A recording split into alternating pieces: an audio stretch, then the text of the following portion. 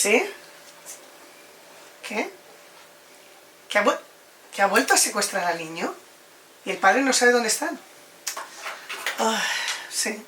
Y esta vez denuncia todo tipo de maltratos físicos, tanto a ella como al niño. Pero el informe forense no lo corrobora, ¿no?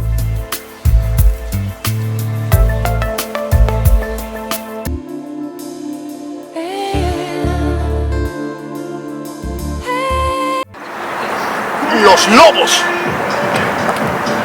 ¿Quieres atrapar un lobo? Sí. ¡Llámalos a los lobos! ¡Au!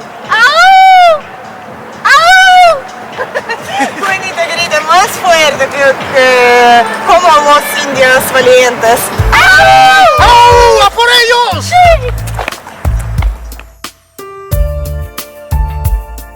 ¡Catalina! ¿Qué haces en mi trabajo? Estoy aquí por mi amigo, Daniel. ¿Qué le has hecho? ¿Por qué le has demandado? ¿Por qué no le dejas ver a su hijo? No quiero hablar contigo, déjame en paz. ¡Espera!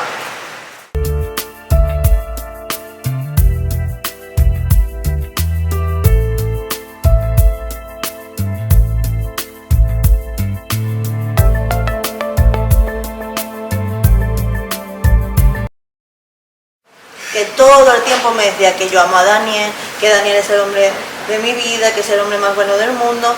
Vaya, que estaba loquitamente enamorada de ti, Daniel. Es que no me puedo creer que te haya denunciado con tantas mentiras. Pues créete.